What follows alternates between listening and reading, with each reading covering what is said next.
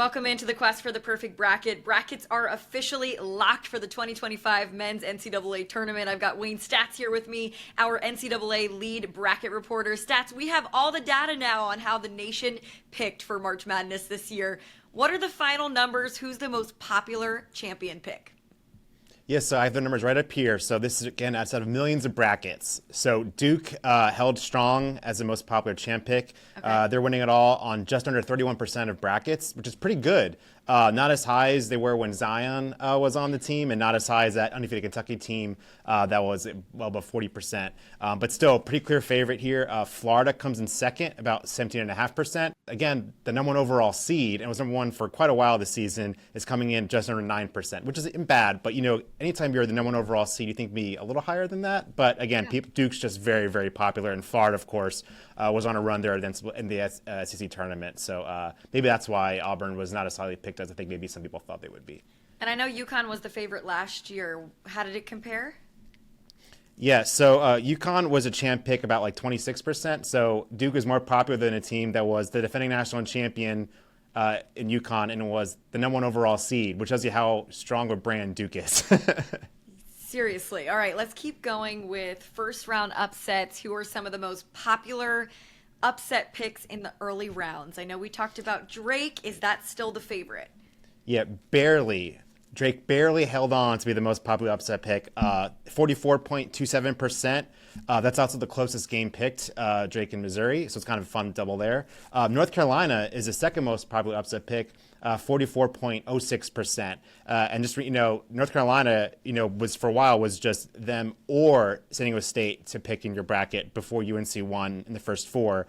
On Sunday, that game was getting picked about 28.5%. So you can see it rose about like 15.5% since, Wow. North Carolina kind of really dominated that first four game and almost to the point where they were the most popular upset pick. And here's the funny thing. So UNC, like I said, 44.06%. That is almost the exact same number that NC State was last year in the first round. And NC State not only won the first round, but made the Final Four. Went all the way to the Final Four. I was going to say, let's talk Cinderellas. Cinderella is always one of the most exciting parts of March Madness. Who does the nation feel like will be this year's Cinderella? So I think there's a couple ways to look at it. So if you want like a real Cinderella for the first round, we're like, if you win one game as like a really low seed, if that qualifies. So High Point is the highest pick 13 seed, about 31%, which is pretty good. Montana and Lipscomb are about even, about 10.5%, give or take a few percentage points there at the 14 line. Omaha is in its tournament debut is a top 15 pick for the first round at 7.5%. Another debutante, SIUE, is the top 16 seed at 3.2%.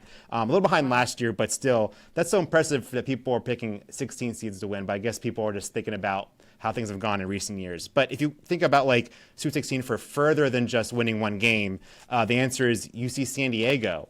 UC San Diego is in the Sweet 16.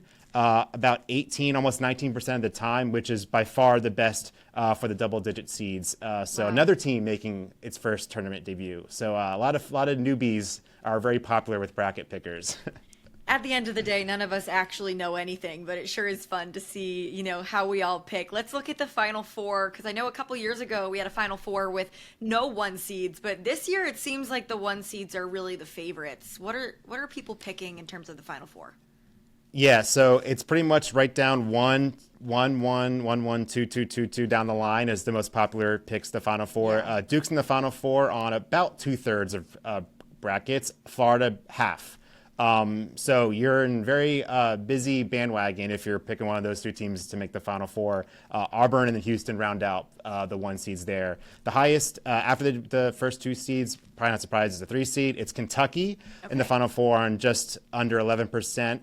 Kentucky not as popular of a pick this year as they have been in the past, maybe getting burned the past few years with upset picks. But still, the top 3 seed in terms of making the Final Four. So it's not like people aren't picking Kentucky. They're just maybe not getting picked as much as they were previously down the road. But the one really cool thing is Gonzaga. You think they're an 8 seed, but they're a team that people are very familiar with. The seed doesn't really matter for Gonzaga. They made the Sweet 16 pretty much every year now. They're in the Final Four almost 8% of the time, which is better than 2 3 seeds, almost all the 4 seeds, all 5s, all 6s, all 7s, and that just make the Final Four. They're doing even better in terms of winning the national championship. They're the 10th most popular champ pick from the 8 seed line.